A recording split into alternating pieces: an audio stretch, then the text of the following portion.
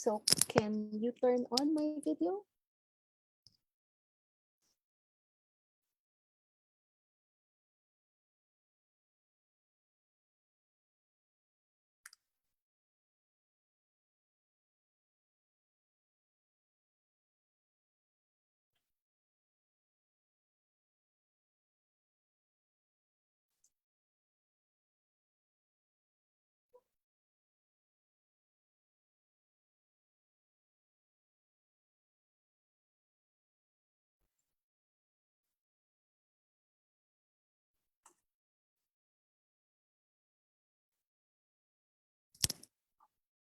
Can we begin?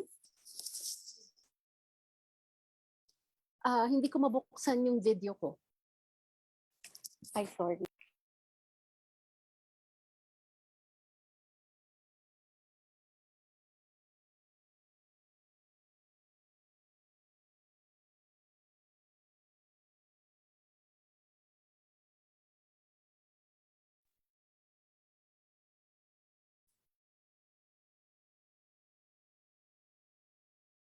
Okay, hi, good afternoon, everyone. We'll start in a few minutes.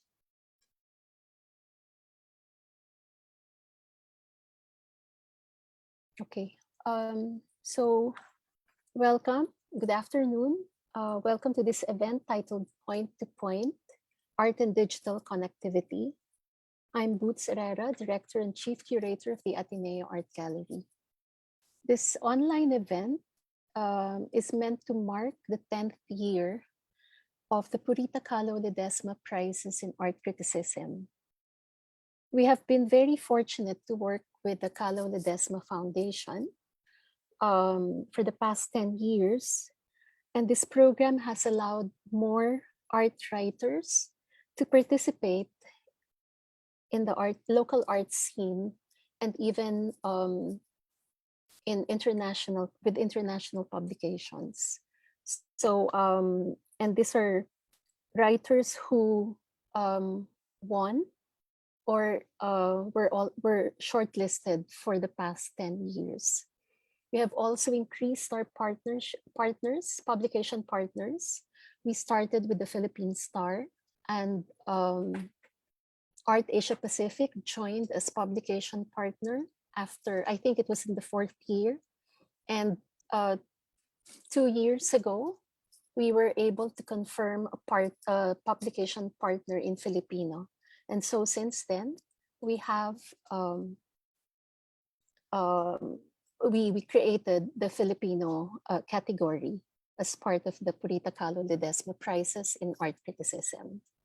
So I'd like to call on Nana Osaita, President of the Kahlo Ledesma Foundation, for her message before we proceed with the program proper. Thank you. Thank you very much, Boots. Good afternoon. On behalf of the Kahlo Ledesma Foundation, welcome to the first in our series of talks focusing on the state and relevance of art criticism today. Together with the Ateneo Art Gallery, we decided to mount this series of talks because 2023 happens to be a momentous year for us. It will be the 10th anniversary of the Purita Kahlo Ledesma Prizes in Art Criticism, which has been held every year since 2014 as part of the Ateneo Art Awards. So after a decade, what better time than now to discuss and assess the role and significance of art criticism in the context of the ever-evolving Philippine art landscape. About 10 years ago, we partnered with the Ateneo Art Gallery to revive a project started by our founder and my grandmother, Purita Kahlo Ledesma, back in 1991. We decided to revive this prize as a way to posthumously honor her for her vital contributions to Philippine art. We were also inspired by her belief that art criticism, an art criticism that is dynamic, engaged, and independent, is a necessary discipline for the Philippine art scene to flourish and mature. Indeed, since we started the Purita Kahlo Ledesma or PKL prizes, we've had the privilege of reading hundreds of entries that are dynamic, engaged, and independent in spirit, exhibiting a multiplicity of viewpoints and experiences. From 2014 to 2022, we've congratulated a total of 62 prize winners and shortlisted writers writing in both English and Filipino. Many of them continue to engage with the art world as critics, curators, academics, researchers, journalists, cultural workers, and the like, and will soon be deliberating on this year's 10th batch of entries, with the PKL prizes to be awarded later this year. Together with Ateneo Art Gallery, I'm very proud to be presenting today's talk, Point to Point, Art and Digital Connectivity, in commemoration of the PKL Prize's 10th anniversary.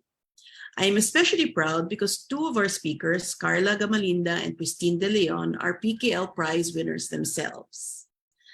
But I'm also proud because we are continuing to do what we set out to do 10 years ago, to help provide opportunities for our writers to share their ideas, to question and critique what they observe, and by extension, to enrich our understanding of and engagement with the Philippine art and Filipino artists. Thank you to our esteemed speakers, the Ateneo Art Gallery, and our media partners, the Philippine Star, Katipunan Journal, and Art Asia Pacific, represented by our speaker today, HG Masters. Thank you as well to our residency partner, the Orange Project, for their continued support. Through the PKL prizes and events such as this one, I look forward to encouraging more writers to continue observing, analyzing, opining, and provoking the art world for the next 10 years and beyond. Speaking of a writer who's been doing just that, I'm happy and proud to introduce Portia Placino, our moderator for today's talk. Portia happens to be a recipient herself of the Purita Calo Ledesma Prize in Art Criticism in 2021. She's an arts writer and educator who contributes to Art Asia Pacific, Art Plus, and Spot.ph, and has published in various peer-reviewed journals and books. She has also done a writing fellowship for Critica and a research fellowship at the National Museum of Modern and Contemporary Art in Korea. In her recent projects, she contemplates the position and influence of contemporary art, new media, art history, and theory in an embattled and oppressed society. And she strives to create critical and discursive spaces on regional art practices across the Philippines. Please welcome Portia Placino.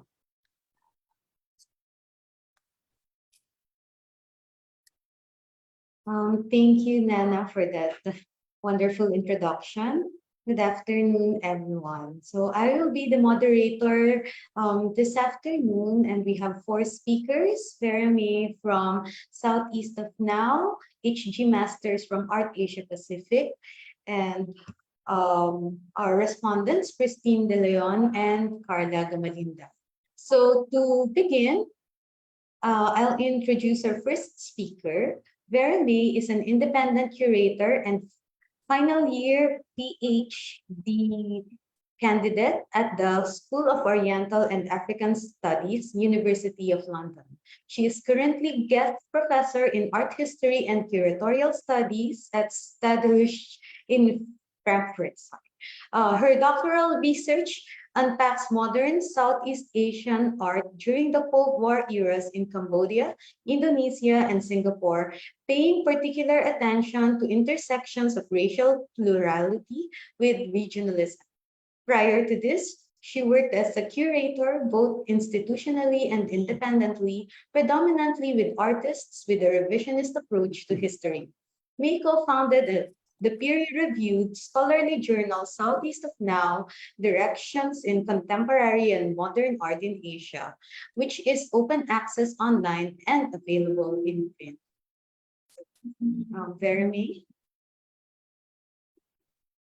Hello, good morning. Thank you so much for the generous introduction, and also thank you so much for the Ateneo Art Gallery for having me here, and everyone who assisted in the preparations, and to congratulate you on this 10-year anniversary of a very important prize. Yeah, it's really wonderful to see how art criticism is being fostered and actively nurtured. I know it's often, I think criticism gets quite a bad rap sometimes, you know, and it's great to see that it's very much encouraged within this context.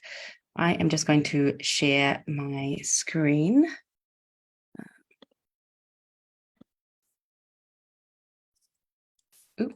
Sorry, wrong one. Here we go. Okay, great. So as mentioned, I am one of the co-founding editorial collectives of a journal called Southeast of Now. I thought I would present this as a way to think about art criticism and the writing of art and art history. I feel a little bit shy in terms of connecting to the theme of art and digital connectivity, in part because I think the journal, although it has an online presence, it's also quite somewhat stubbornly analog. So we also have a print issue. So Southeast of Now, which has a subtitle of Directions in Contemporary and Modern Art in Asia, actually began as a conversation which emerged in 2014. And it took a few years for our first print issue to be released, which was actually in 2016. It's a peer review scholarly journal, which is hosted out of our wonderful publishers at NUS Press. And the reason why I'm showing you our two different logos here is because it actually started out just called Southeast of Now, Directions in Contemporary and Modern Art. And part of the reasons why we had to share the in Asia part of the title is because we needed to make it easily searchable and indexed for online journal usage in terms of the academic university system. And so that people could understand, we wanted to be a little bit more ambiguous in terms of how we connected to Southeast Asia and Asia, hence the sort of title Southeast of Now. We didn't want to be too definitive, but the demands of being easily accessible in terms of searches online sort of meant that we had to adjust in terms of our title. From the outset, Southeast of Now always, I guess, had a remit of being an academic journal. And that's partly as well because we wanted for the journal to have a life beyond its editors so that it could continue without the people who founded it, that it wasn't necessarily tied to our sort of personalities or specific research interests as individuals, but actually that it would serve as a platform which other people, as later generations of scholars come through, could run with and take on themselves. So as you'll see here, our founding members has grown into our current editorial collective. So we've grown in size and sort of the resource power that we need to function. And that also we have advisors that are located within the university system. Obviously, there are issues with the whole process of peer review articles and the whole issue of scholarship as being sort of behind a paywall online. So from the outset as well, we've partnered with NUS Press so that we could provide the journal as an open access platform. And another thing we were responding to, I guess, is that we saw a lot of platforms for art writing, art historical writing, and art criticism emerge in the region, but a lot of them did not necessarily have longevity and were not necessarily recognized within the wider academic sphere. And as much as we recognize it's problematic, we also wanted to sort of highlight and profile the really important work that our scholars are doing within the region and sort of have them circulate amongst the academic, the best versions of academic publishing available online.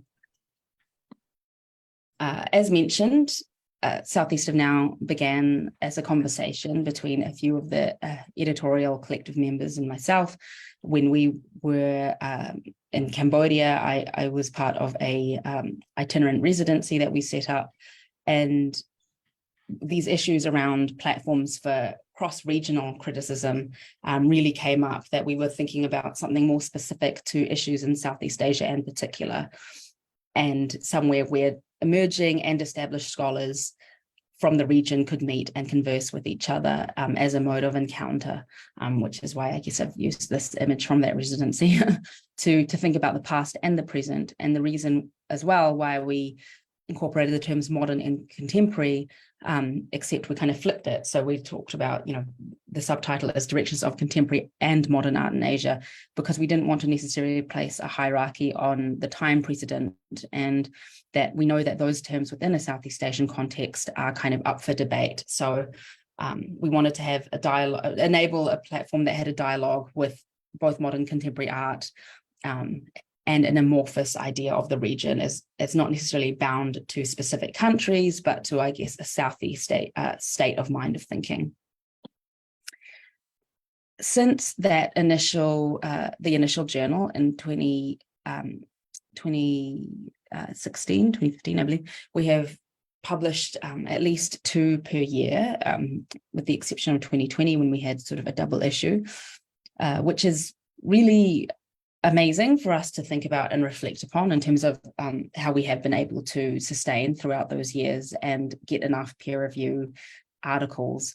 So during the process of peer review, as I'm sure a lot of you are familiar with, an article is submitted by a scholar, and then it goes through a process where it's blindly looked at by 2 established and emerging scholars who are experts on the topic at hand, and they then look at the article, assess the article for its sort of scholarly potential and contribution, and then they provide comments, usually to the author, which are then edited and then sort of assessed for its academic merit, and then goes through that process of editing and approval before being published online. We publish those peer review articles alongside short responses, artist pages, exhibition and book reviews, and so forth. So from the outset, I guess it was important for us to have a space where academic scholarship could sit alongside more informal contributions. This is an example of our online table of contents of one of our issues, I think our first issue actually. So as you can see, there are the names of the articles, but I hope you can see my mouse.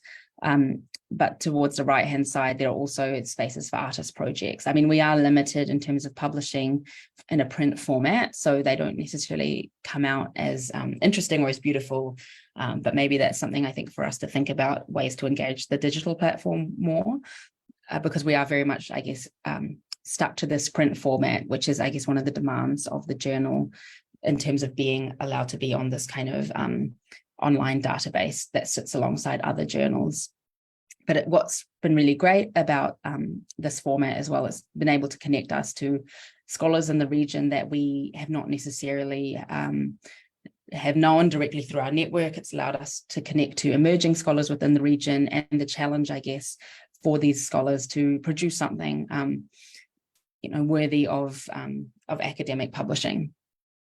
Oh, Jeremy, I'm sorry. Do you mind pressing the share to share the slideshow so it will be bigger? We can see the text. Oh, sure, right. Yes, sorry. I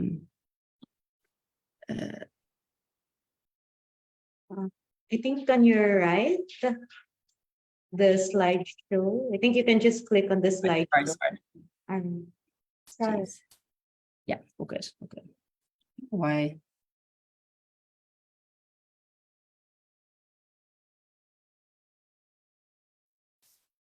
Yeah, so this is just a sample of some of the titles of the articles that we've published recently.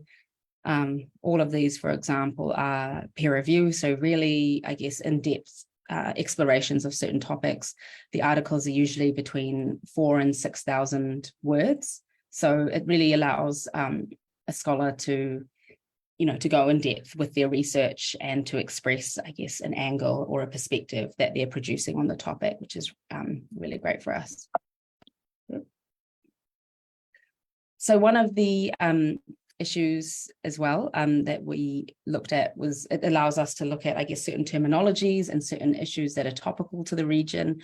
One of those being an exploration here by scholars that part of our collective, but also beyond, which is to look at translations of the term modern and contemporary and art in Southeast Asia's vernacular languages, which was a really big project undertaken by these writers and by members of our very passionate editorial collective. And I think a platform like this allows the length and allows the kind of rigor to go in depth into these issues, but also allows, I guess, a broader cross-regional exploration of some of the issues. So it was by 10 researchers, all of whom live and work in Southeast Asia and address the 9 Southeast Asian languages. and has been cited quite extensively by scholars within and beyond the region. We see ourselves as very much in dialogue with other scholarship being produced, such as some of the texts here, who are from people that are our academic advisors, but also who I guess, publishing and producing pieces of historical scholarship that we want to be conversant with.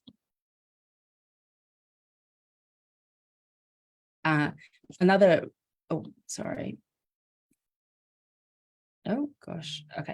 aspect that we're really fortunate to publish, because it is an academic journal, and we do, I guess, have some sort of leeway in terms of what formats we can push within this journal.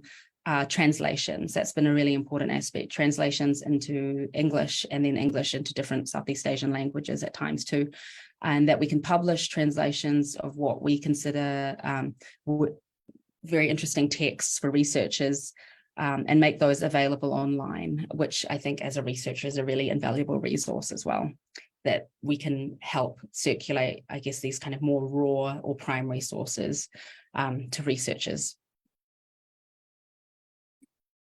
So what's been quite fascinating as well is that these we can host roundtables, which brings together different scholars from throughout the region to converse with each other. This issue here from 2020 was a roundtable on teaching of the history of modern contemporary art in Southeast Asia. So it brings different scholars located in different parts of the region and different countries of the region together to converse on these kind of broader themes and topics, and allows for a cross-regional analysis, I think, in a way that, because we have the flexibility of an academic journal, the length and the format allows. We were very surprised, actually, when we started the journal, that the downloads in terms of being on these bigger academic publishing databases. So if you can see here, a very surprising number. Our downloads in 2019, which I think about 3 years after the journal started, was around 3,000. And in 2022 was at 94,000. I mean, that's astonishing for us as a kind of journal which, really is run on the passion of the editorial collective and the scholars who produce texts for us. So it's really incredible to have this kind of reach for a sort of quite a niche academic subject. 50% of our readers are based in Southeast Asia, which is quite interesting, and 50% are based elsewhere. I think it's probably quite noteworthy that 25%ish from the United States, probably testament to sort of the abundance of academic institutions in the US, but also from the Philippines. So which I think is reflective of the robustness of different criticism coming out of the Philippines. And we've been very lucky to have a lot of scholars from the Philippines as well contribute to our journal, which has been really wonderful. It seems like there's a very healthy sense of art historical writing and criticism. We've also been lucky to have different institutional supports and collaborations. A lot of them happen live. So this, for example, idea of a sleepover on our first issue was hosted with the Reading Room in Bangkok.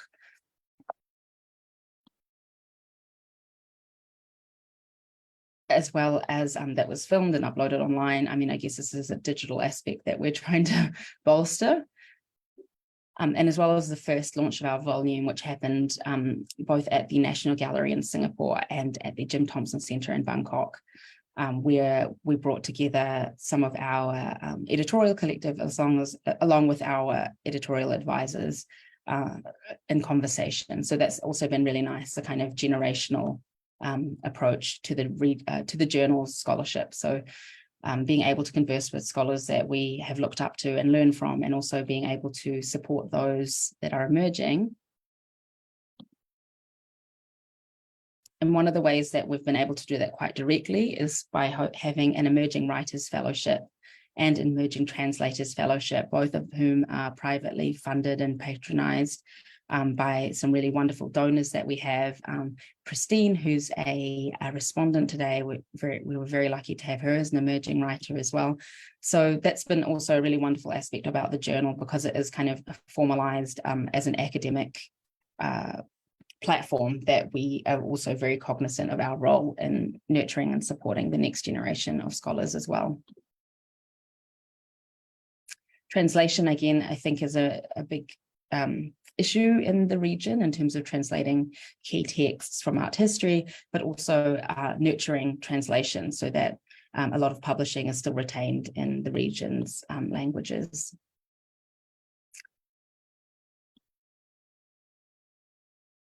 So I guess one last thing I wanted to,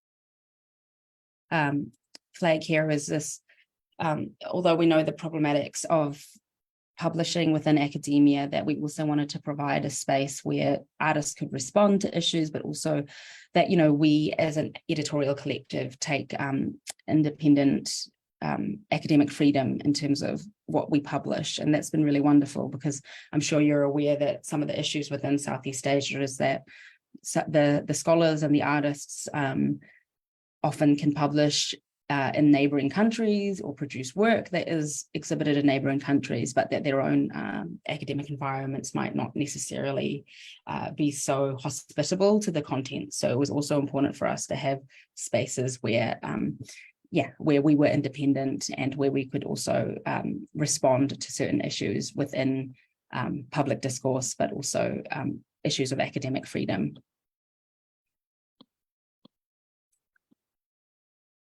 We also host guest issues as well by different scholars. So there's opportunities to have different voices within the journal as well. But we have a lot more ambitions around what we want to do with the journal, and I think our analog, our hard print analog format sort of maybe needs to be expanded. So that's something that we're trying to think about as well.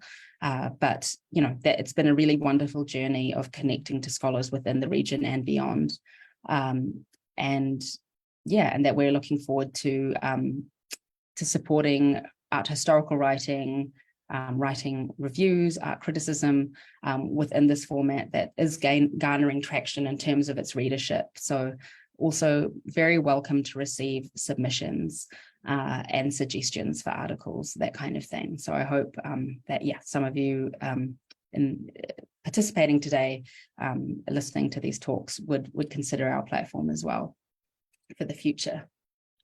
But I think that might be my time up, if I'm correct.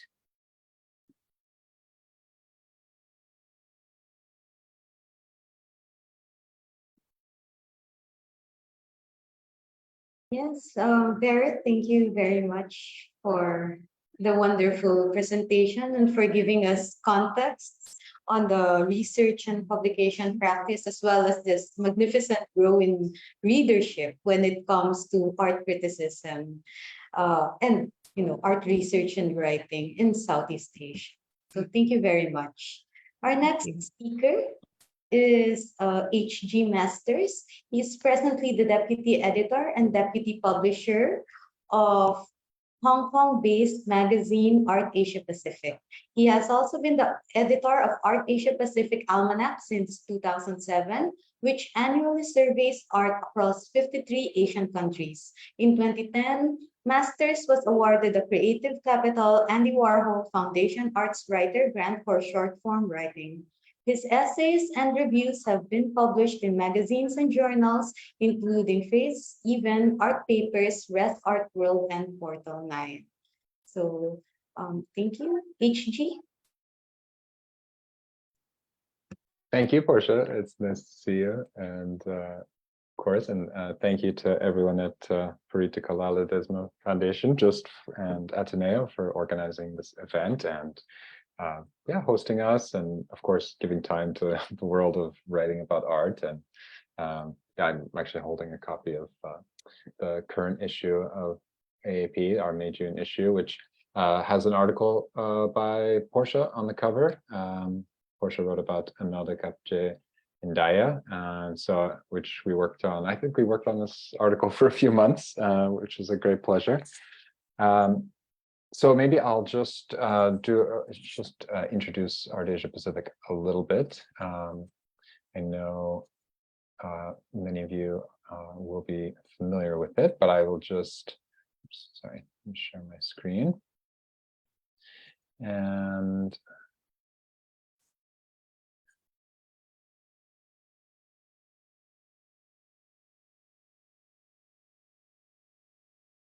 yeah, so Art Asia Pacific is, wow, we're 30 years old as a magazine, and we've had lots of various incarnations. So the magazine was originally founded in 1993 in Australia by a group of curators there who were involved with the Asia Pacific Triennial. And it was originally owned and published by the magazine Art and Australia. So it was a kind of spin-off of that publication. But then since then, it's had different lives. It migrated to New York, which is where I first got involved with Art Asia Pacific. And then in 2011, the current publisher, Elaine Ng, relocated the magazine to Hong Kong. And I always explain that by saying that, you know, after the financial crisis, the whole center of energy or agency in the region really shifted out of, not the region, but in the art world, shifted out of New York. New York in the late 2000s, there were big Indian, Chinese, Korean galleries that were very active, and then they all relocated back to their home countries, and then a place like Hong Kong became this kind of meeting point, let's say, in Asia for all the international, you know, more commerce-driven part of the art world, but also, you know, the early conceptualization of M+ was happening, and, you know, just there were people were thinking about, you know, what it means to be based in the region in a different way. So that's why it made sense to be in Hong Kong, and that's where we've been since then. And yeah, so our main activity is really the 6 issues a year that we publish for our print magazine, but we also publish books, and we sort of do those on a more ad hoc basis with different partners and collaborators, everything from exhibition catalogs to anthologies of writings to more monographic books. So that's been a fun kind of project, and then also, you know, we're publishing every day online. So as I always tell people, we're working on all these different timescales where we have like a magazine coming out every 2 months. We have book projects that could take, you know, multiple months, even a year, maybe more. And then, you know, we're also trying to publish almost every day. And then, so we are covering things like news, and, you know, we try to line up reviews. So this is our homepage from earlier this week, just as an example. So we usually try to publish 1 article in Chinese every week, which is usually a translation from our current issue. But then we also are publishing news every day. Yeah, so I think at the moment we have a article of kind of preview of some exhibitions that are opening in late June. Yeah, so we are really in the middle of trying to deal with like what it means to publish in print and also online. And, you know, a lot of people, including my colleagues and of course myself, you know, we always wonder like what the future is for publishing. What is the point of publishing? I think what we do is quite different than, and it's worth distinguishing, you know, like this format of a magazine, you know, because Vera, you know, of course, explained very well, you know, what it means to be an academic publication, you know, and the kind of the different timelines, and then just a different way of approaching material and networks of, you know, fellow scholars, and, you know, and this is a very, of course, very important, and like, you know, you can really appreciate how, you know, if you're somebody who is working in the field of art history, you know, you know, I don't know, 10 years ago, there was probably no real centralized journal where you could go for all of this material and to even find out who's working on these topics. So journals, of course, play a hugely important place, and just that the difference is just that they operate in a kind of different intended audience, perhaps more specialized, more academic. So we're still a magazine, which means that we're independently published, for one thing. So our revenue comes from advertising and sales. So we try to get people to buy the magazine, get people to advertise in the magazine. That's not personally my responsibility, but we have to. We're affected by those realities. And then also in terms of what our ambitions are, we really try to keep up to date with things that are happening in a very present and kind of current sense. So I think the classic idea of a magazine is that it's a resource, for people to turn to find out like what is happening now, or what has just happened, and to get a little bit of like a first take or a fresh take on sometimes things that you maybe know about, but maybe you need to see it again, or maybe you really want to read a review from someone who went to the opening of the latest regional biennial, or who saw a gallery show in Manila and wanted to write about it. So we try to think about how to use all of these different channels that we have in the ways that optimizes what is best about each of them. So we know our print magazine comes out every 2 months, so that's sometimes good for longer articles like Portia's article on Imelda, and we got to spend a good amount of time going back and forth writing and editing, and then writing and editing, and then thinking about the images. I think also being a magazine, like we are a little bit design driven, like we want to have good images. We want to show people the artwork. Sorry, this is Imelda's portrait, and then we wanted to find some of her older works. So I think we really think about like how this paper thing sits in your hand and how you're going to read it, because if you're not going to hold it in your hands, then we don't need to spend so much time doing graphic design and all this layout. So that's a little bit of like another aspect of like what makes us a magazine versus a journal. But we also do more scholarly things with the writers that we work with, or we have a translation project currently going with Asia Art Archive, where they've identified some texts that have never been translated from Chinese into English by Hong Kong artists and other thinkers from mostly the 90s. So we're working with them and publishing that in our regular issues. So I like to think that we're open and inclusive in terms of like our sense of time. Like, we want to stick with the post-war world, but within that, sometimes we want to publish something on the same day that we find out about it, and sometimes it takes us a few months or a year. So I guess that's what I would say about inhabiting all these different temporalities.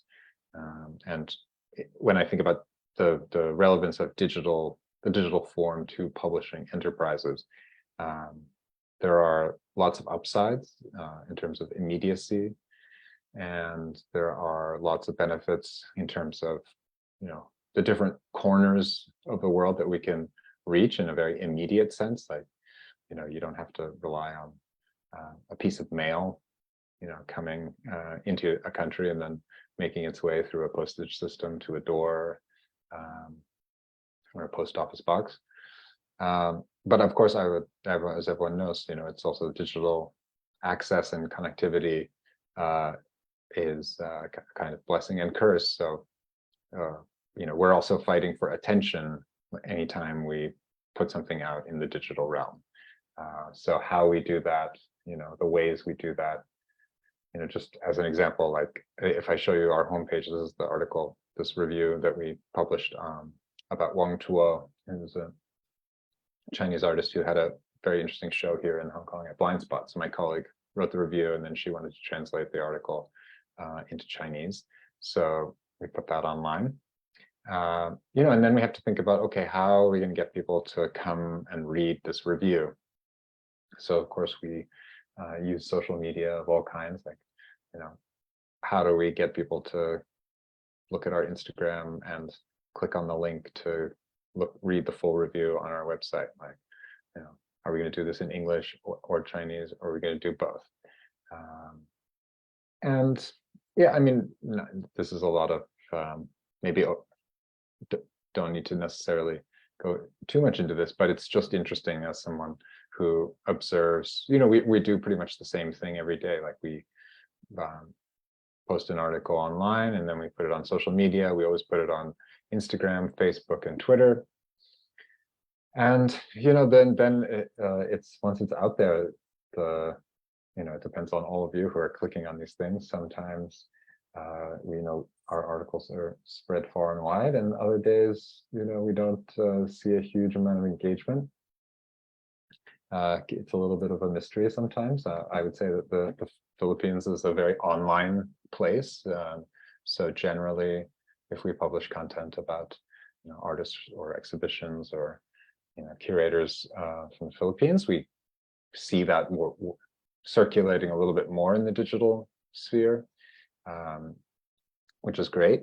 But we also don't always know which ones are going to go far. And then I'm just showing you this slide because we also suffer from the impact of social media. While it is circulating our material, we're also acutely aware of how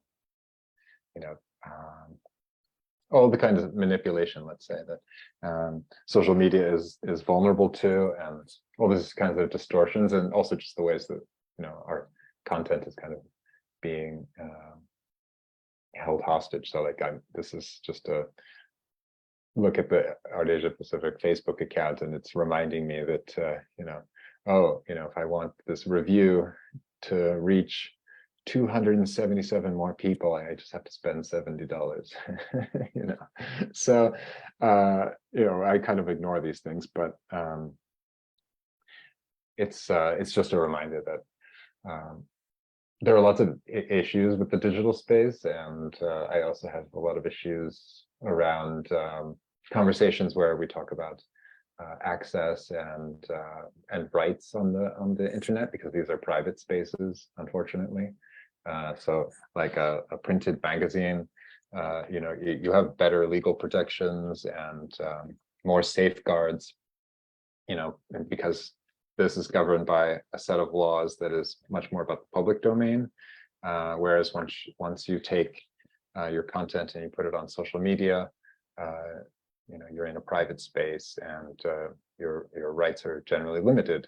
And of course, surveillance is quite easy for all kinds of people on the internet. So we're much more wary, for example, of what we say, in a Facebook post.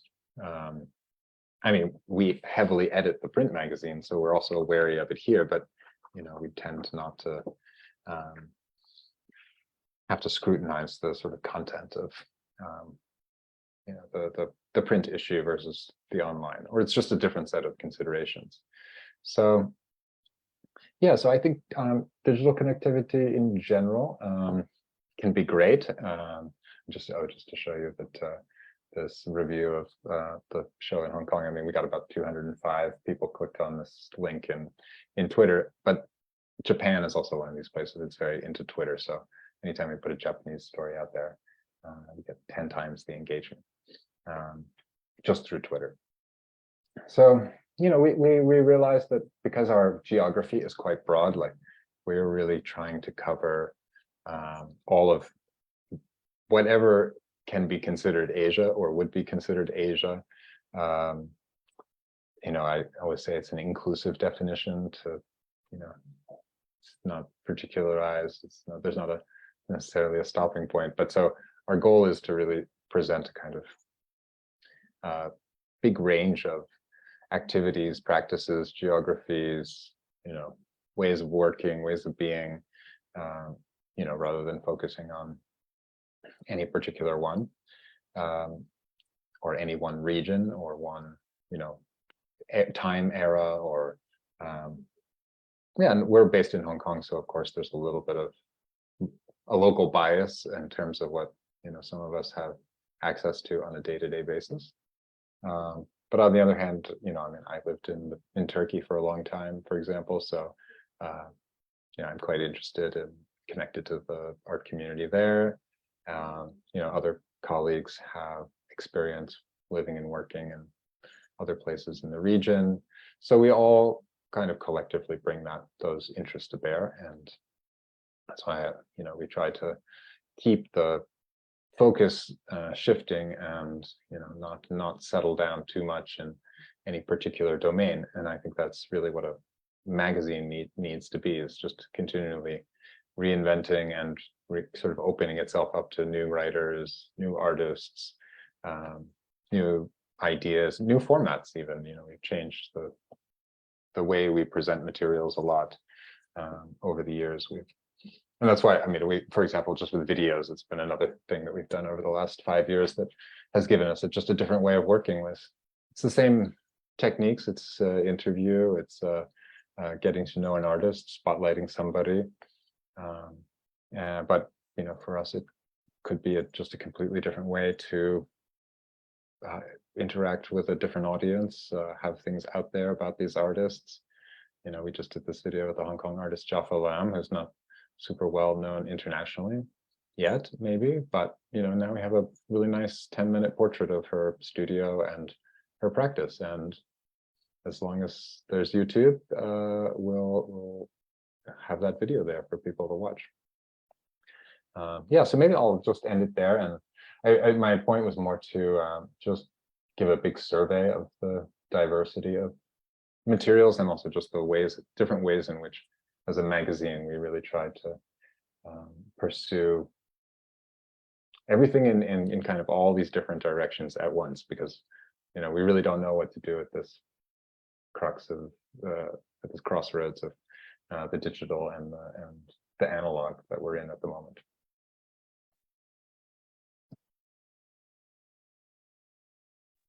Okay, thank you, HG. It's nice to see you. And yeah, definitely that the article on Imelda Cahipe and I, our maps, that was quite a learning experience. By the way, she's here in our office. Yeah. So maybe we can continue the conversation. Yeah, great. Really nice. Later on as well. And thank you for giving us an insight on the different dynamics when it comes to print and online engagement. So even if you're talking about let's say the same show or the same article, there are very different complicated considerations to have. Okay. Thank you, HG. Thank you. Thanks. Now, our next respondents, let me introduce Christine and Carla. Okay, so Christine L. De Leon is an art critic, researcher, and educator based in Manila. Since receiving the Purita Kalaw Ledesma Prize for Art Criticism in 2016, she has written reviews and features on visual art and theater for the Philippine Star and Arts Equator. Her fascination with the shape-shifting figure of the art critic has led her to become part of the first Asian Arts Media Roundtable, convened by Arts Equator in Singapore, and the Critical Ecologies Critical Anomalies Collective, hosted by Center 42. In 2020, she was selected for Southeast of Now's Emerging Writers Fellowship, wherein she wrote her research on public art and collaboration. Currently, she teaches at the Fine Arts Department of the Ateneo de Manila University while pursuing an MA in Art Studies, Art Theory, and Criticism at the University of the Philippines. She is deeply curious about participatory practice, tactility, and creative criticism. Our other responder is Carla Gamalinda. Carla Gamalinda is an artist, writer, and cultural heritage worker. She teaches under the Fine Arts Department of Ateneo de Manila University and writes for Arts and Culture section of the Philippine Star. Aside from her formal studies in fine arts and cultural heritage, Timalinda cultivated her vocation for art writing through the 2015 J. Elizalde Navarro National Workshop on Critical and Cultural Heritage Studies and 2020 Curatorial Development Workshop of UP Jorge Vargas Museum. Recently, she won the 2021 Ateneo Art Awards Purita Kalam Ledesma Prize for Art Criticism and was a national finalist for the 2022 Metrobank Art and Design Excellence Painting Competition. Okay, so I think let's hear from Christine first. Hello. Thank you, Portia, and good afternoon, everyone. Thank you, HG and Vera, for your wonderful presentations. It's so great to know how publications right now are engaging the regional or this idea of the regional, the idea of the Southeast, and also what kinds of exchanges that come from this collaboration, the regional and the digital. So I was listening to HG's talk earlier, and I think contrary, I know we're talking about the digital this afternoon, but when I was listening to HG's talk, it kind of made me miss print and working in print publications.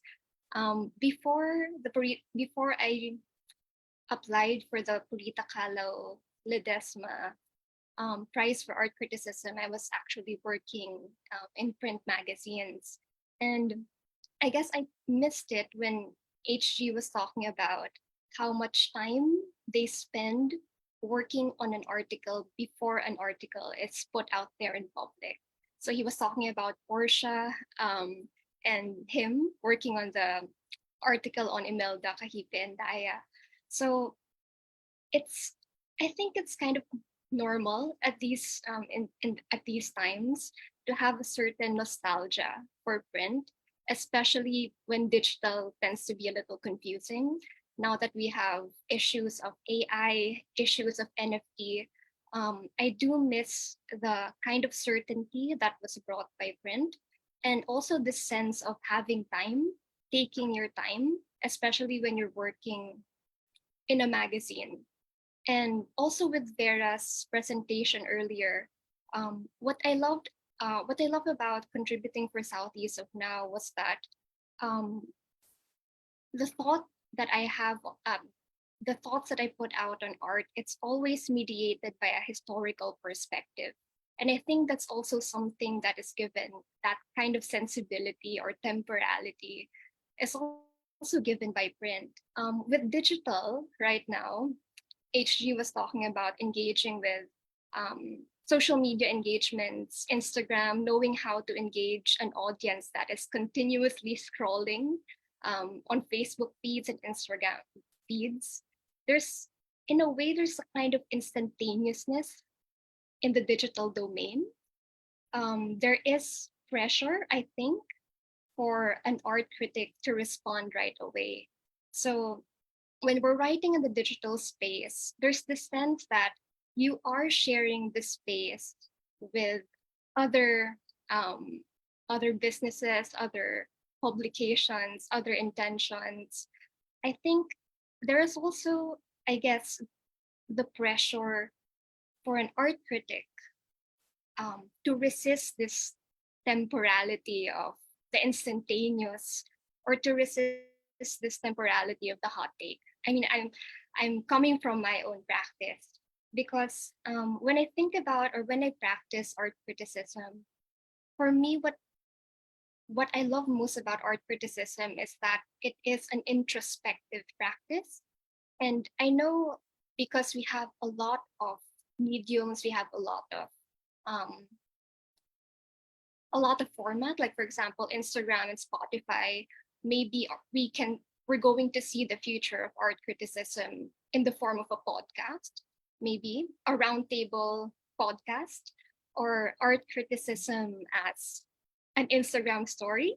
No, Instagram art criticism as content. Maybe we're going to see iterations of those in the future. But me, as a writer who is kind of nostalgic, still nostalgic for the print days, what I really love about art criticism is that for me, art criticism is a writerly intervention. And Vera started her presentation earlier saying that sometimes criticism gets a bad rep. Sometimes we think that an art critic is the adversary, the rival of the artist. But in fact, as an art critic, I enjoy the pleasure of writing. And for me, it is the same as the pleasure of making. So I think art critics as writers have so much in common with artists. And the other thing I want to respond to, when Vera was presenting earlier, I did get to think about the Emerging Writers Fellowship by Southeast of Now, because I was very fortunate and privileged to have participated in that in 2020. And in 2016, I applied for the Purita Calo Ledesma Prize for Art Criticism. So I think those were 4 years, 2016 and 2020. So it also got me thinking about the format of the open call, as a way to practice as an art critic. I think about the open call because it is, in a way, a digital. Digital gave us access to so many open calls, open calls for submission, call for submission. In a way, these open up opportunities to practice. And I'm thinking about how the digital space has made it easier, not just to find these, but to find transnational networks, regional networks. So it also got me thinking, when I applied for these, the Purita Calo Ledesma Prize for Art Criticism and the Emerging Writers Fellowship for Southeast of Now, what is usually the motivation of an art critic or an art writer when she applies for these opportunities? And I think it has to do with training and practice, having the opportunity to both get mentorship and at the same time to practice in a very public domain, which training and practice for me, they're two of the things that are very, very hard to juggle or very hard to balance when you are young and when you want to get into this, to get into this field. I think there are so many there are so many writers who want to write about art in the Philippines. When I hear people saying that no, there's no one writing about art, it's just I don't agree with that, because I think it's not really a matter of how many people are writing, but how accessible are the opportunities to write, and how do we create these conditions to write. I think the challenge really is sometimes we lack training or sometimes we lack practice. Like, I know there are art studies graduates, for instance, who are trained to write about art at universities, but once they graduate, sometimes there are few opportunities to put their work out in public or to work as an art critic. On the other hand, there are also, for example, journalists who are continuously covering art and culture events, but they also seek training and opportunities to specialize. So I think the open call format, like what the Purita Calo Ledesma Prize for Art Criticism is doing, it's a good opportunity to get mentorship at the same time to practice. And there is excitement at the same time. There's productive pressure in that. So I think this also opens up the question of labor and uncertainty when it comes to practicing as an art critic. An art critic, at least as I've known the art critic, it's in a way an art critic is a freelance writer. It's very, very, very rare to find someone in the Philippines whose full-time job is an art critic. The only way for the practice to be sustainable is when you fulfill other roles. Like, for example, an art critic as an academic, an art critic who also doubles as a curator, an art critic as a social worker and a museum staff. And I think it's because we're always wrestling with the challenge of how to balance practice with the sustainability of the practice. That's why when I was listening to Vera earlier, it really resonates with me how the academic context, the academic journal is in a way a means of supporting the art critic. So I also thought of in the Philippines, there is the art critic Alice Guillermo, who would write art reviews in mainstream media publications. But then she held a job as a teacher.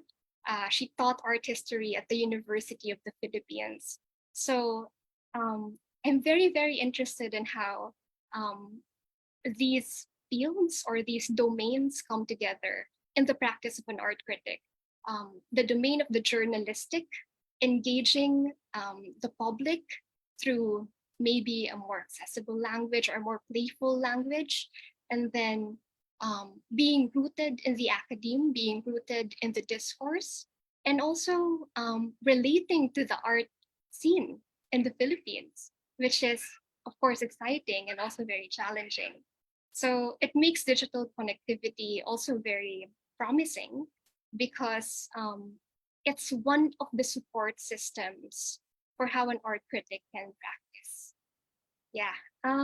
So maybe if I can just ask, I had just one question to ask either Vera or HG, because both of you are editors too.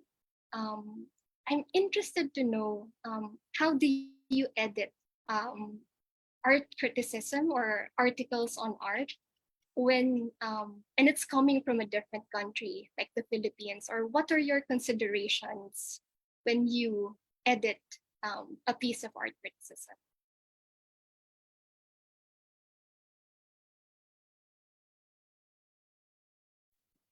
Maybe I should go first. Yeah, thank you for your response, Christine. It's really wonderful to hear you talk so sort of passionately about what you do and the different platforms for it. In terms of editing material that comes from different countries, I think that's where the strength of our collective, our editorial collective, really comes in. We all have specific country expertise on at least one area in the region, but we are very much in conversation and conversant with each other, and sometimes have really wonderful disagreements among the collective, but it's not an individual process, thank goodness. When I started the journal, I was a very, very emerging scholar, so I wouldn't have trusted myself to make such big decisions, but we learn from each other in that way. And I think we also seek the advice of our mentors and our editorial advisors. And I think that generational approach has been very crucial for us in terms of the process of the journal.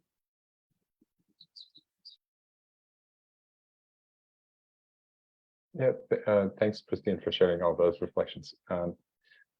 Yeah, I would say similarly. I mean, no one is really an expert, but what you're trying to do with a writer is just, I mean, usually the writer is actually the expert, but as an editor, I always feel like the goal is to try to get all the things that the writer wants to say, whether it's about an artist's practice or about an exhibition, just help them to see, how far they can take whatever they're writing about. So it's just about asking good questions, and oftentimes it's because you're curious. This is why I like editing an art magazine, because I'm always like, okay, I want to read about things that I don't know about. Who can we find to write about this thing that I cannot otherwise read about? So then when I get a text, I'm like, okay, great. I don't know this artist. Let's see what has been written about this practice before, and does the essay or, the article really get to some sort of fundamental question about, what is engaging and interesting and captivating and relevant about this practice. So I don't see, the way I see it is just like, oh, I have to try to ask good questions of the writer to see if they can share more. I want to hear more. I want to hear, a more detailed description or more information. So yeah, so I think that that's really the role of any kind of editor, is just trying to get the maximum out of the writer's expertise onto the page. And you can be helpful with that by, first of all, asking the right questions, and then later, yeah, there's some cosmetic things that you can do with organization, language. But really, the first thing is just let's try to get it all out there and find out what everything there is to know about this topic.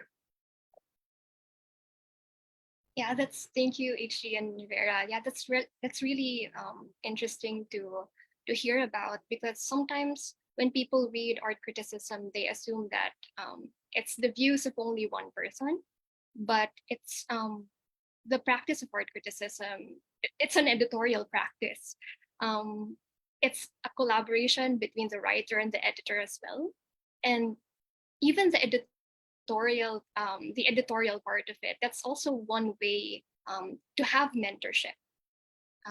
Especially when you're a young writer, just hearing the input, the feedback of your editor, that's such a valuable contribution to our practice. Yeah. Okay, so maybe we can hear Carla. Yeah. Thank you, Christine. And I think, yeah, let's hear from Carla so she can join in the conversation as well. Hello. It was a pleasure listening to all of you. So my mind is racing with the ideas right now. I think it's best to introduce my background first, so you know where I'm coming from. Again, I'm Carla. I consider myself a halfie in many aspects. So I'm a digital halfie, meaning I'm old enough to have spent most of my early years in the analog format, but just young enough to be still able to catch up with most of the emerging tech right now. And I both write about art and make art and teach art along with Christine and Ateneo. So multi-hyphenated, just like how Christine described us. No? So my ideas and observations are coming from this perspective. And I agree very much with Vera about the benefit of increased reach or readership when on the internet. For me, it goes both ways. When my articles in the Philippine Star are uploaded to the website, I can see my writing reach new audiences, like far beyond the limits of um, tangible print, especially the generations who are no longer subscribed to physical broadsheets. And at the same time, as an art writer, I get access to unknown art on the internet, art beyond the radars of established gatekeepers. It's mostly through Instagram. This is important, no, as an artist, also as curators, because we get to survey the landscape. As much as I value visiting physical galleries, my social battery can only handle so much. No? So it's very important to browse the internet for me. But like what HG mentioned, this increased reach is a double-edged sword, because posting on the internet means you get reactions beyond your intended audience. One of my earliest recollection of a viral artwork in the local setting is a show in the Cultural Center of the Philippines in 2011. The title is Kulo. And one specific installation gained so much traction in social media and mass media. It's Politeísmo by Medeo Cruz. Portia wrote a good article about this, and also his new exhibit. No, you also wrote the CCP article, right? The CCP Encyclopedia article. Right? It's a good piece. So it was 2011, imagine, which is for me like the dawn of the internet age here. It's like 5 a.m., soft light, just a few people awake. And this piece by Medeo Cruz, it's a 3-wall installation of like various everyday objects, right? Signages, movie posters, public and religious icons. It's like a pictorial survey of Philippine culture. It's like pictorial survey of Philippine culture. So the part of the installation that drew most attention is this one wall with a huge cross that is covered with those images. along with condoms and ashtrays. So before the internet, I feel like this installation would reach only art patrons, art students, and they would interpret it as like a proper commentary on the complexity of the belief systems of a modern Filipino.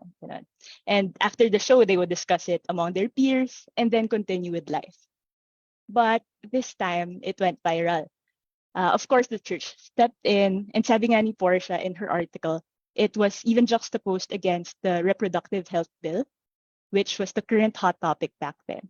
So the reactions were wild. I remember being a fine arts student in a Catholic university back then, and they held a mass to lecture us artists about how wrong Medeo Cruz was.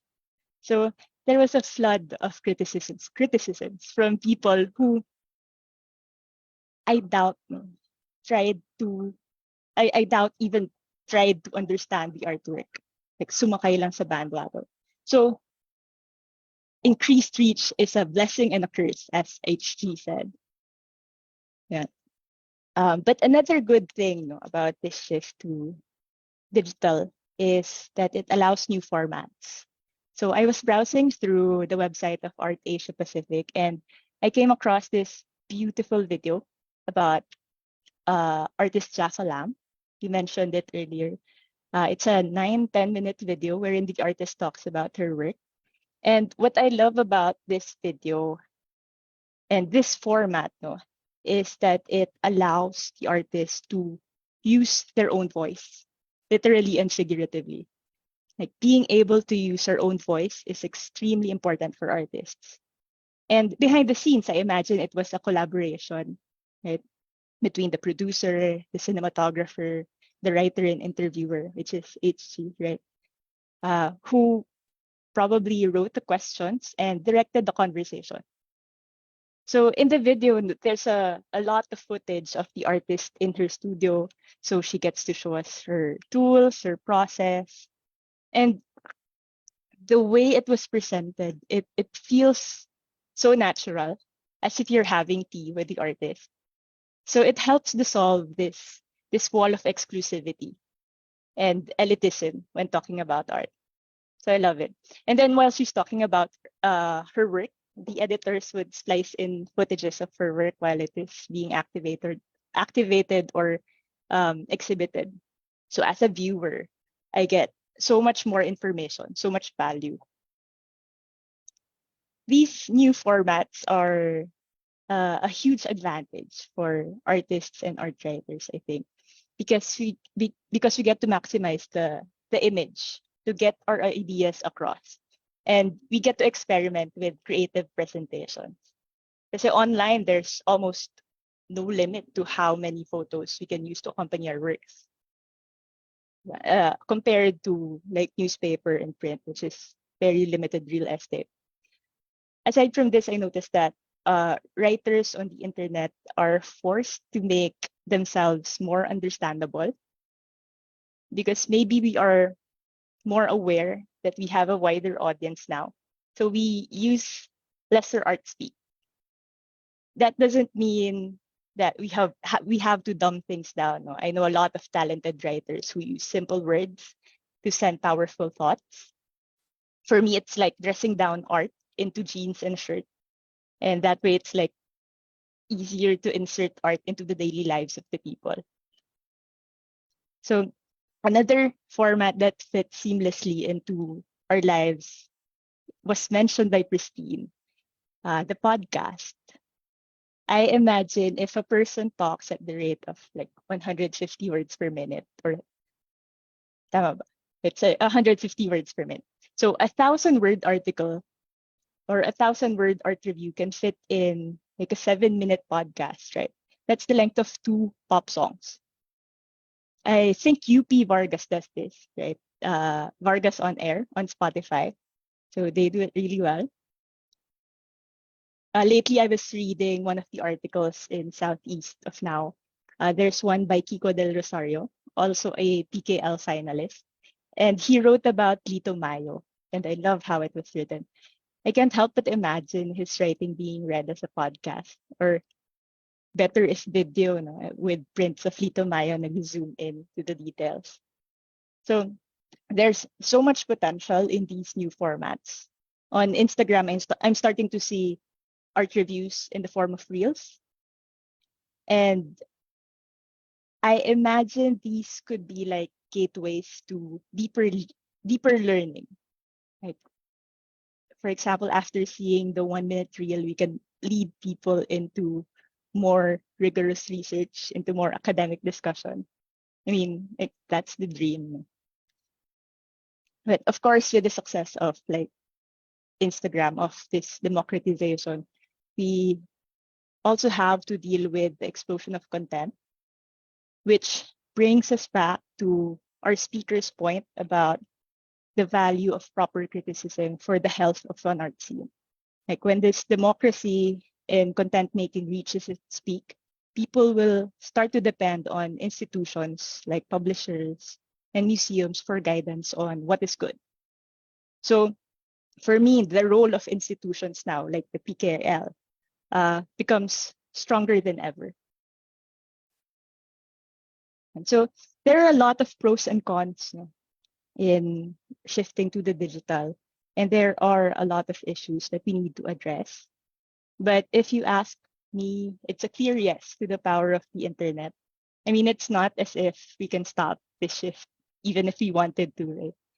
I'm just happy to see that all of us here, especially your speakers who hold so much influence, acknowledge the legitimacy of the internet, because the internet is real. It's made up of real people, aside from the AI, sorry, and real thoughts, real communities. So I am actually secretly annoyed at people who undermine who undermine like younger generations for like wasting time on the internet. To those people, if you're listening, time to stop belittling us. Because one of the most important ideas that I have observed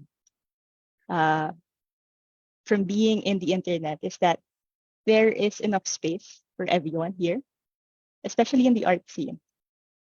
When new formats like these emerge, it doesn't mean we have to actively make old formats obsolete. I was in awe listening to Christine earlier, appreciate the slowness of print. I was like, oh nga, no. So they can exist together, and the options are exciting. No? As an artist and as a writer, I think it's an amazing time to be alive. So thank you for letting me share my thoughts on this. Back to Portia. Okay, thank you very much, Carla, for that insightful context when it comes to local culture. And okay, before I ask questions now, for the audience, please, you're welcome to ask the questions. We have people monitoring the Facebook Live.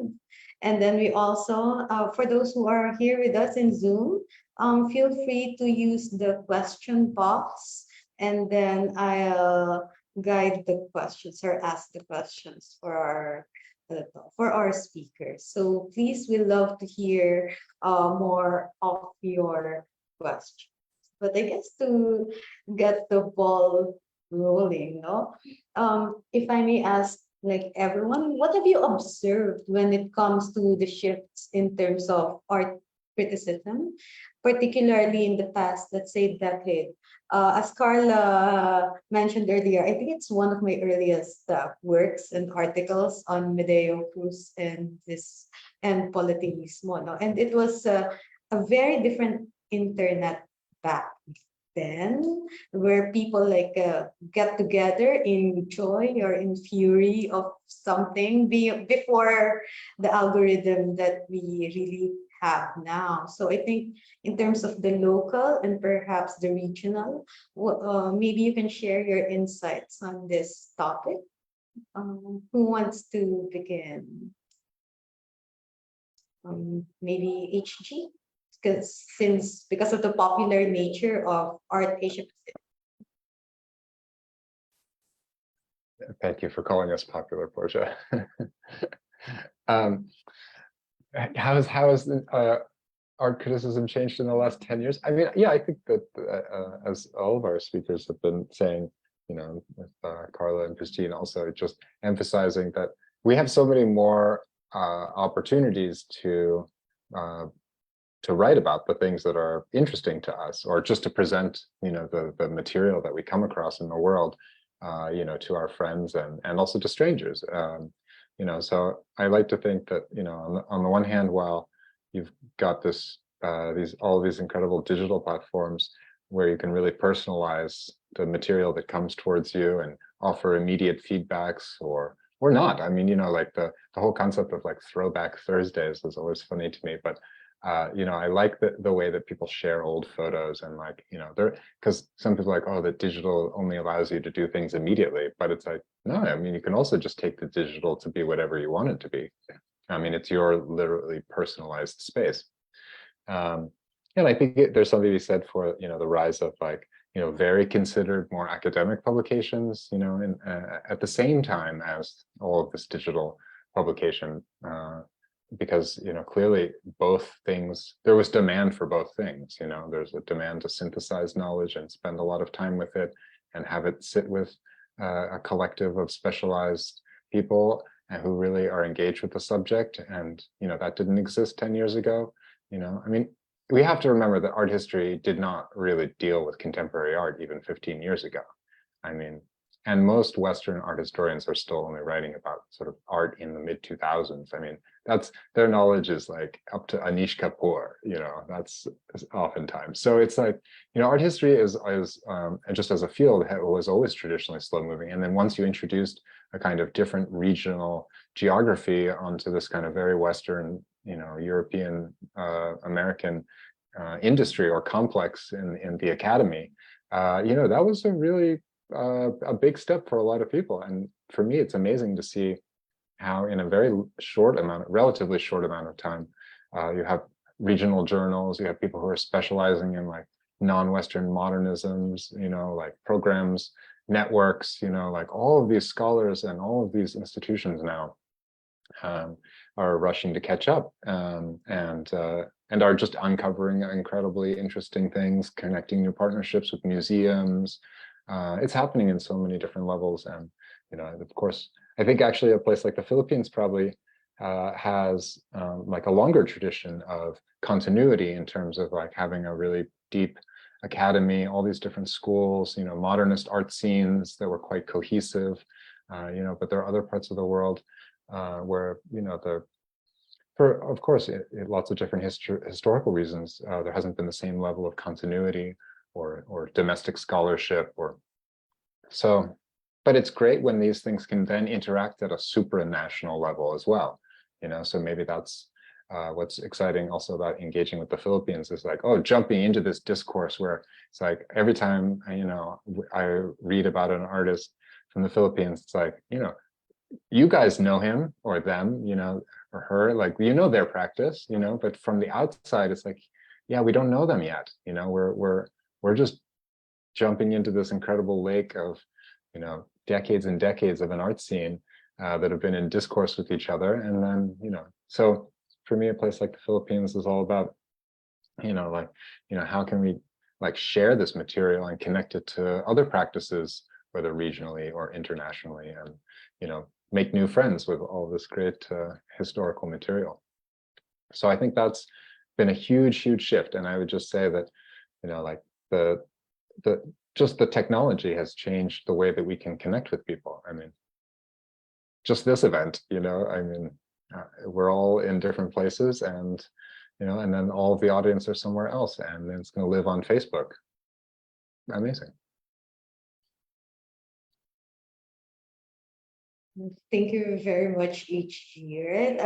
Even the speakers and panelists were not even in the same place. And like me and Carla and Christine, we're in the same country, but we're literally not in the same location as well. What about you, Vera, when it comes to more like academic writing, like the internet, the interactions with the internet, how did it shift in the past decade?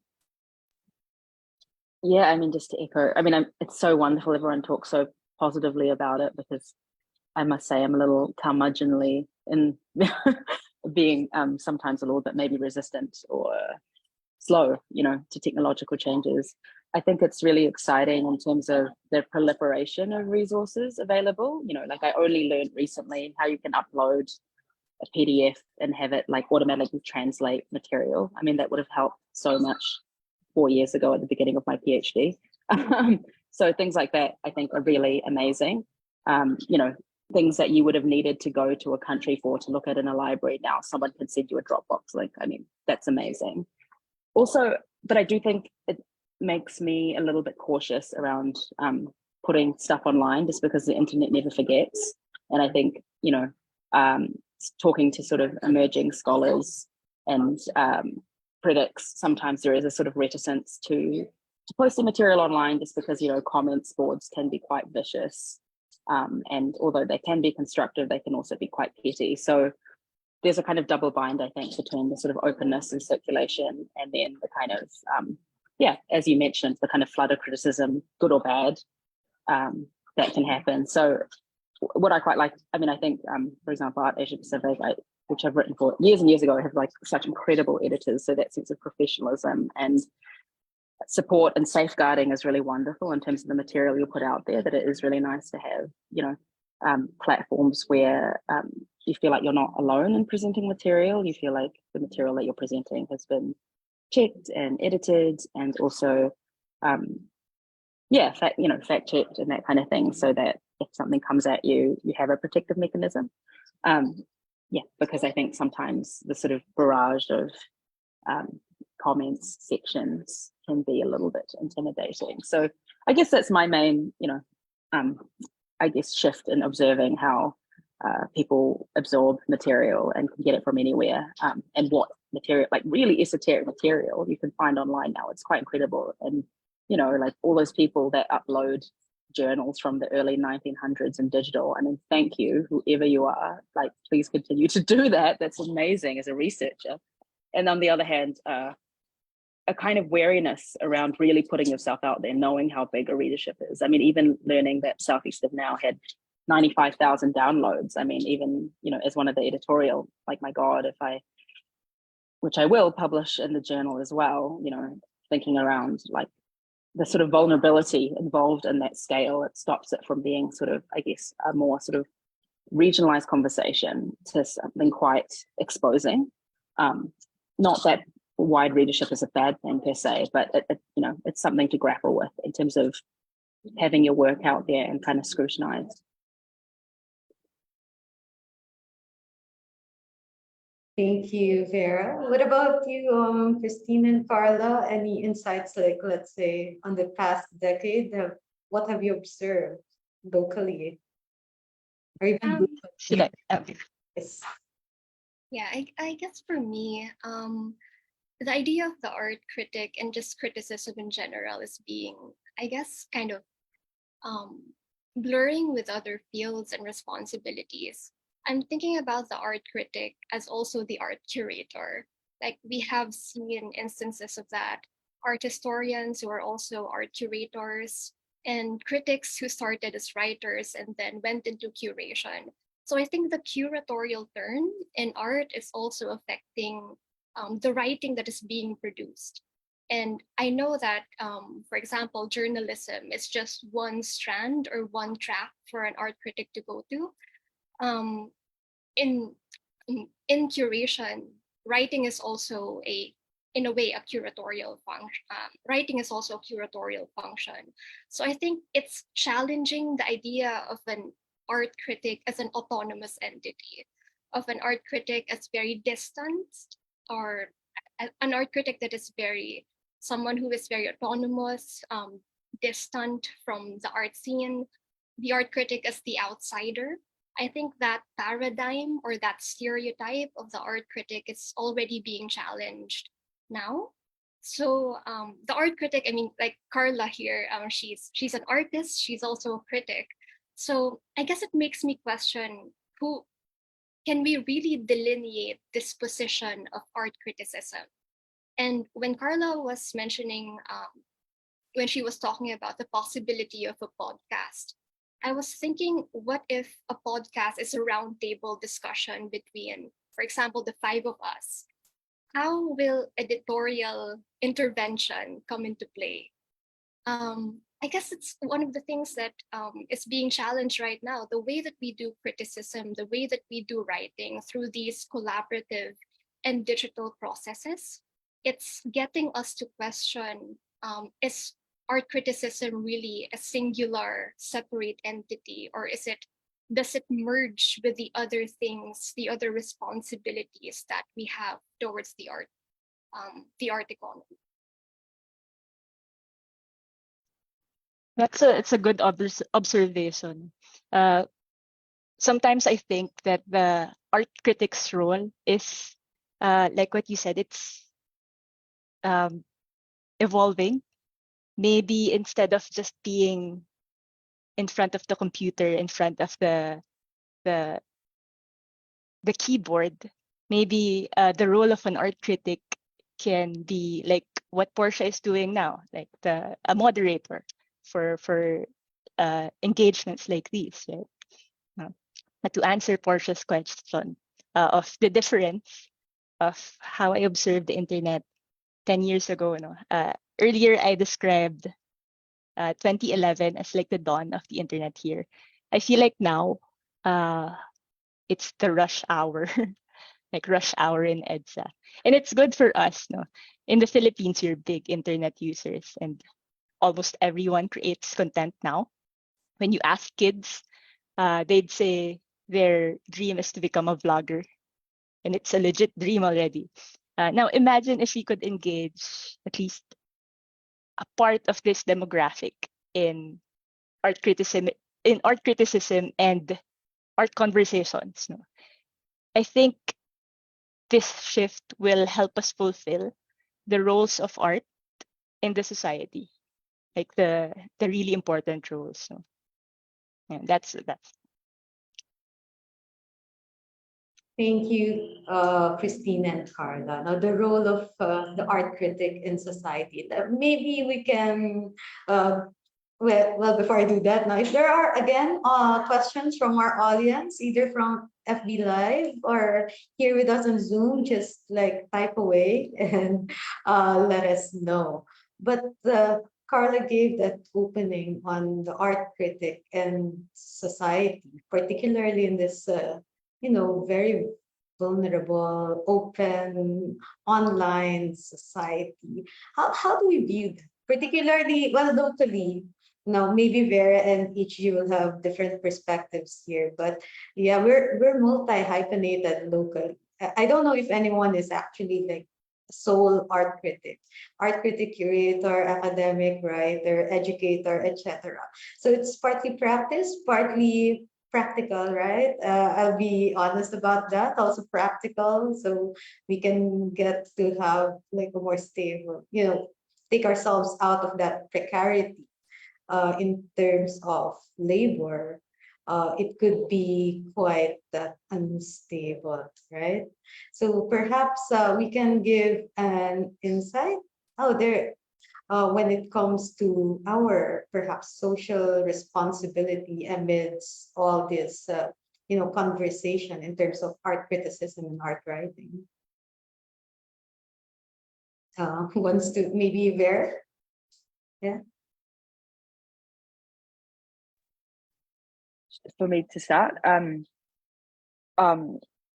so in terms of the multi-hyphenate roles, I mean, yeah, it's I guess I define myself as an art historian and a curator, and that anything I produce, I guess, kind of comes under that position. Yeah, I mean, both of those fields are ones of a conversation, essentially, and I've been very fortunate to,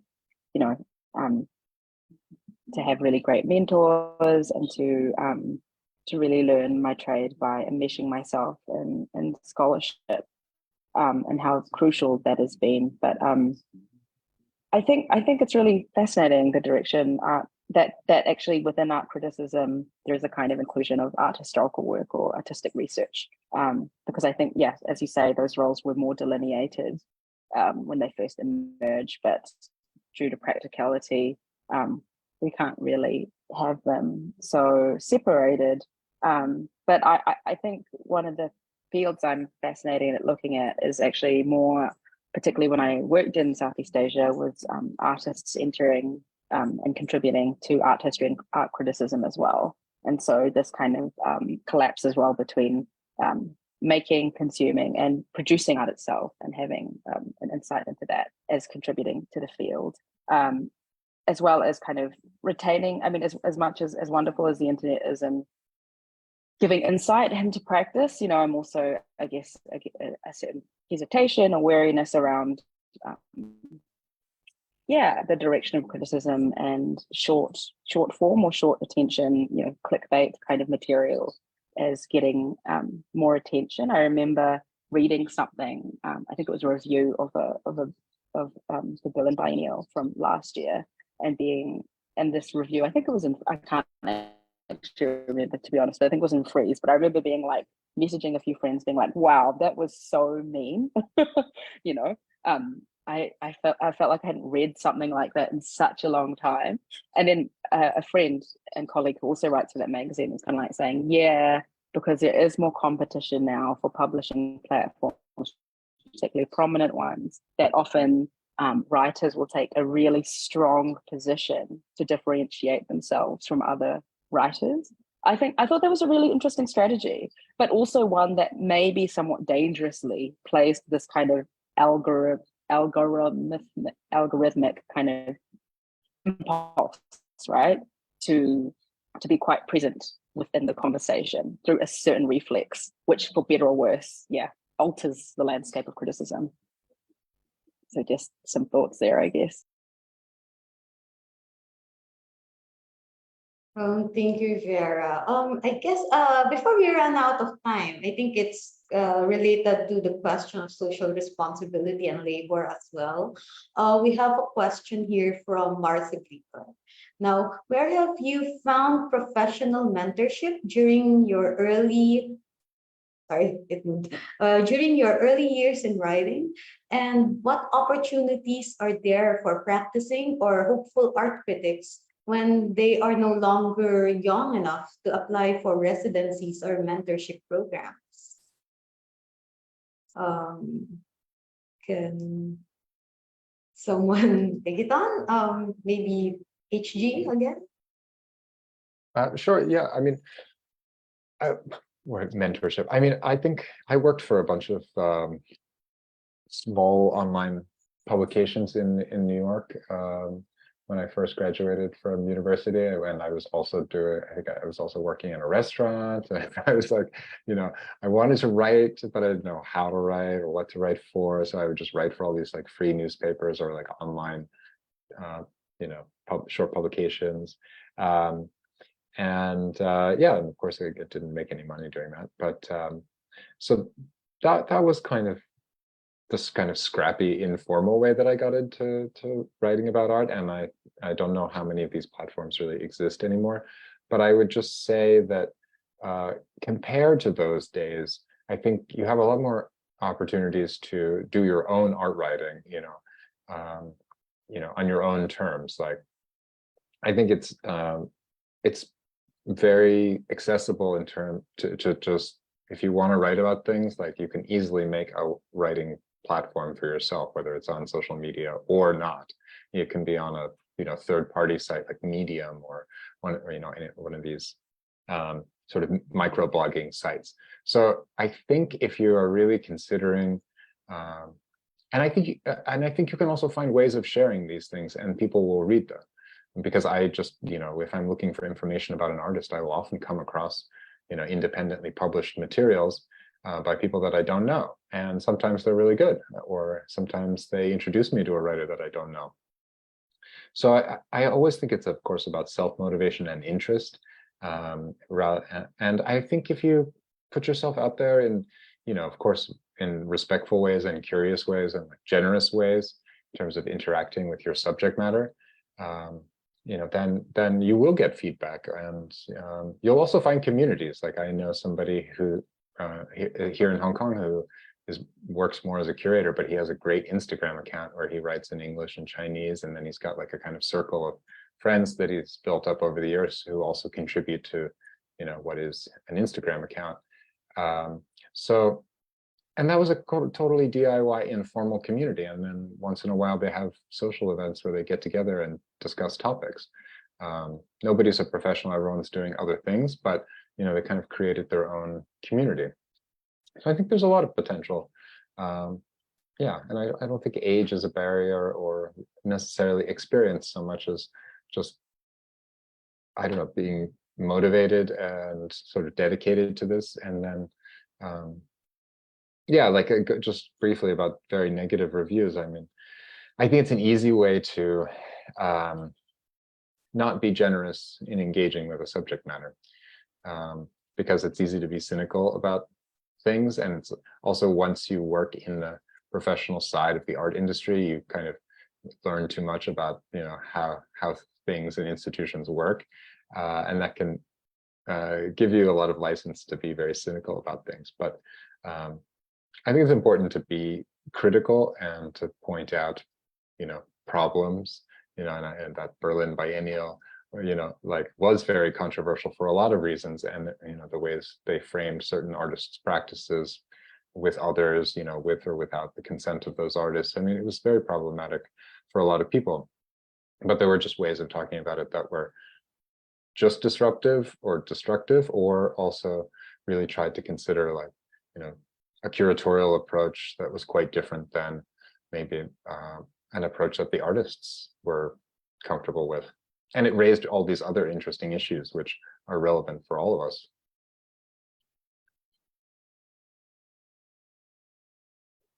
Yeah, sorry, I distinctly remember the title being something like more boring than watching paint dry on a, I don't, it was great. It was Yeah, very memorable for that, for the angle, for the tone, you know. But I'm still talking about it, so obviously effective. Yeah, okay, thank you very much. I think we have one last question, because we're, a little short on time, but we have this interest. I was bringing up the role of the artist in society earlier, and I think it's the way tangential to that. We have a question from Jay Bautista from FB Live.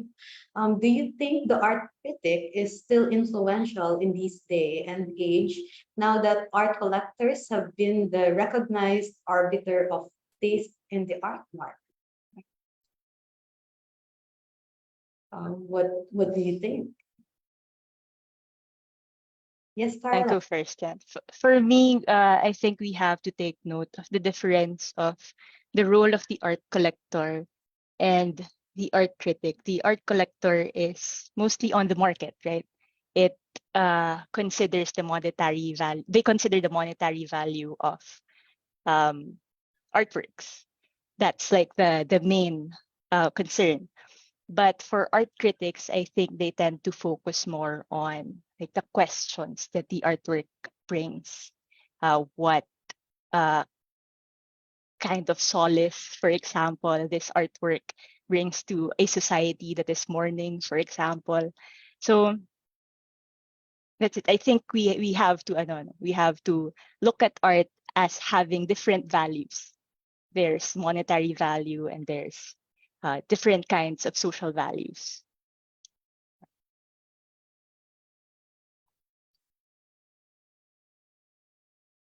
Thank you, Carla. Maybe, yeah, Christine, so for the local context as well, maybe everyone can share their insights on this one, on the role of art, of an art critic vis-a-vis, let's say, market, or vis-a-vis a lot of these labels that we have now.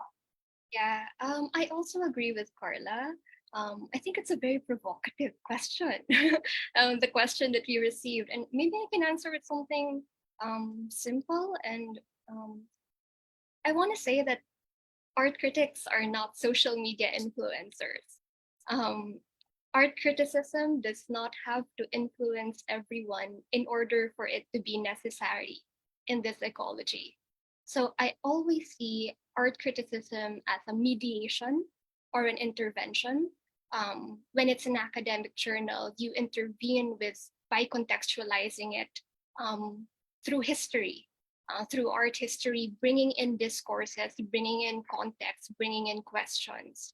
So it's never just a matter of asserting our opinion.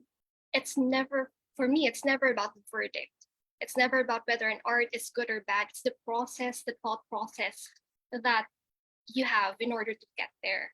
And I guess for me, art criticism is less interesting as a way to advance an opinion. And for me, art criticism is a way of introducing a way of reading, a way of seeing a work. So in that sense, it is a mediation and not just a verdict or a judgment. Just to clarify also, no, I am not saying that art collectors do not see the social value of paintings peaceful.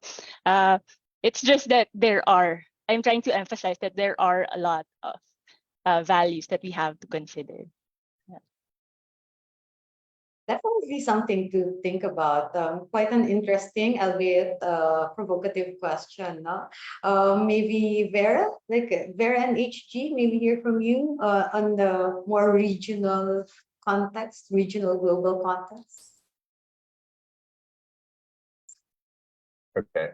About value, and I mean, I don't think I've ever written something and thought to myself, "Oh, this is gonna, kind of increase the value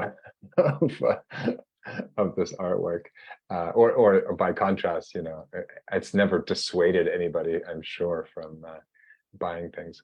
No, I think the function of it is more to propose. The function of art criticism is really to propose, like, what is interesting about this artwork, from your perspective, whether it's personal perspective or just more of like a perception of the moment, of the place that you're in, and you're trying to explain this and articulate this to anyone who might be reading this text, and you're making an argument for why something is interesting positively or negatively, but worth discussing. And that doesn't dovetail with value very directly. Sometimes it coincides, sometimes you see very expensive art and you think to yourself, yeah, that's still really interesting and great, and I'm glad that people value it. And then a lot of other times you're like, wow, that is a lot of money for something that I just cannot see any worth in, so. But even saying that publicly wouldn't dissuade the market. So yeah, we should just leave those two to one side. But then again, like lots of collectors are very invested in their artists and in the things that they buy, and they buy them because they really love them. And I think those kinds of collectors, tend to be really interesting people to talk to, and full of knowledge, and in their own way are as passionate as some critics.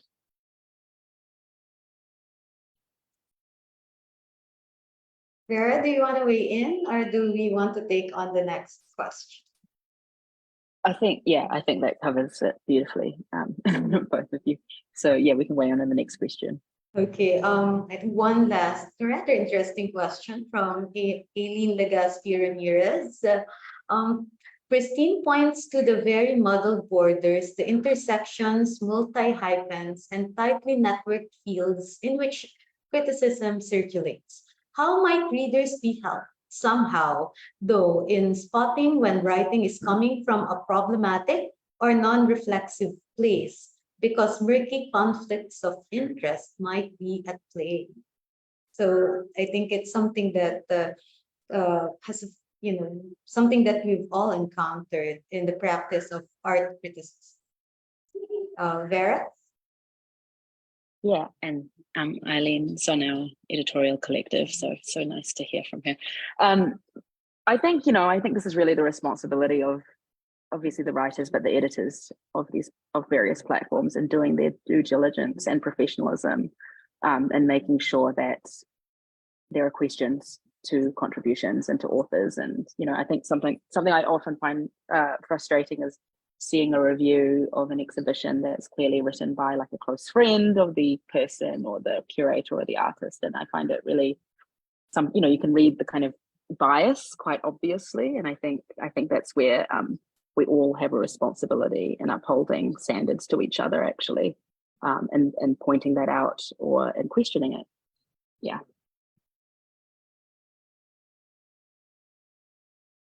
Anyone else wants to weigh in on this? Yes, Carla.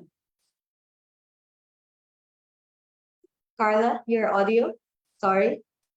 Hello, you there. For me, I just try to not to write about my own work. No, in for example, the broadsheet. If I'm given the chance, I try to avoid that. I let other people write, for example. So that's the simplest answer I can get for being multi hyphenated as an artist and as a writer. I try to avoid conflict of interest. I think also just to weigh in on this slightly in a contrarian way. I think it's also hard to be totally detached and like uninvolved in. So I think you have to ask yourself, well, from your side as a writer, let's say, you have to be honest with yourself, like, how much can you say that's truthful? Like, if you're truthfully excited about an artist's work, like, I don't know. I mean, I might know this person, or I might have socialized with someone, and then, be very excited about their work. But yeah, I mean, I agree that there's definitely, when it comes to certain commercial practices, and it's not nice when you see the networks of people and the way things are being promoted. But I guess I would always try to say that, I mean, it is an editor's responsibility, and even when working with a text, like, I would always push someone to not promote things. Like, the point of art criticism is not to hype something by saying like, it's amazing, it's good, like, this is not like the language of art criticism. It's like, you have to tell people why it's interesting. You have to convince me as a reader that like that there's some like intrinsically interesting, thoughtful, substantial, beautiful, whatever it is, that's really in the work. And that is always goes at odds with any sort of promotional language. So if you're serious about writing, you already have to leave that kind of thinking behind.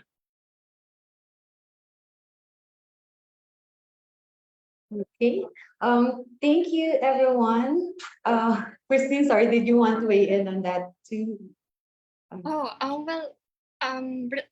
echoing HG, I think one easy way to spot a non-reflexive piece, if it's full of superlatives, like the best, the excellent, the canon-making kind of rhetoric, that is easily recognizable as PR language, and a refusal to problematize the position of the artist that you're writing about. I think reflexive pieces are able to flesh out the determinations, even if those determinations implicate the art critic as also suspect, or the art critic as also, in one way, one of um, the art critic's position as something to be problematized. But I also want to, maybe just a last point. I also think it's interesting that contemporary art challenges this position of distance that critics are coming from. Before, with wall-bound works, for instance, or museum shows and gallery shows, it's so easy to be distant. But for example, with practices such as socially engaged art practice, research-based art practice, sometimes it's not enough to just look at the documentation. And it's very interesting when you're a critic who is also there collaborating with the artist. And when you're a critic who's writing, you also have to problematize your own position when you are a collaborator. Okay, thank you very much, Christine, and thank you everyone for your wonderful presentations and wonderful and your insights when it comes to the discussion. Right? I think the art critic is not necessarily the influencer here, and you don't necessarily have to affect market conditions, but more on reflexivity. So I love how our discussion concluded. Okay, so earlier Vera presented a more scholarly approach to art criticism and art writing, both in online and on publication, as well as HG, more on regional magazines, and but at the same time still engaging with various social media platforms. And of course, Christine and Carla for presenting this very local perspective when it comes to art criticism and this very specific context that we have in the Philippines. So I'm sure there's plenty more to talk about, and hopefully this is a conversation that will keep going. Not just this is more of like a starting point for this for this conversation. So thank you, everyone. Can I call on Ruth Sarah to close? Hi, wait, let me just. Okay. So thank you. Thank you for that insightful and engaging presentations and conversation. And also thank you to the attendees who sent out their comments and questions. It was interesting to understand and to be aware of the many platforms for art writing today, both analog and digital, and the professional directions writing can take us and which you all the guests today have shared.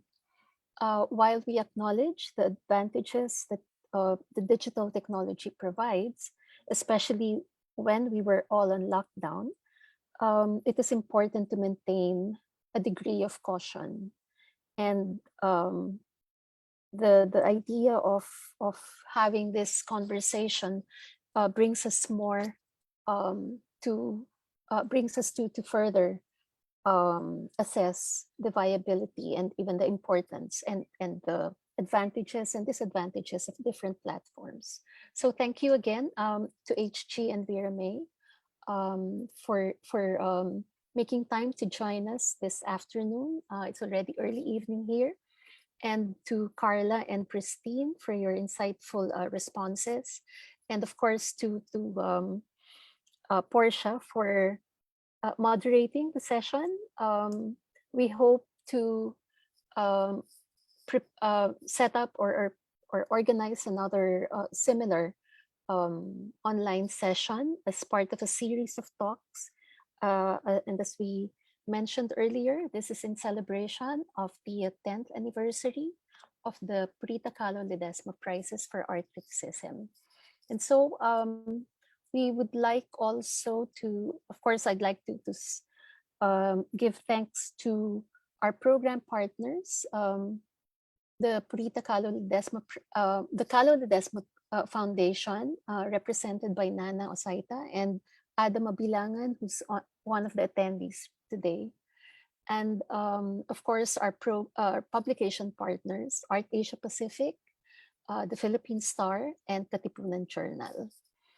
We would like also to remind our listeners, our attendees, that we are still, the submission for the for this year's Purita Kahlo Ledesma Prizes in Art Criticism is still open, and it will end on before the midnight of June 30. So we look forward to receiving more submissions, and we will be working soon with our program publication partners for the eventual deliberation and selection of winners. So thank you again and good day.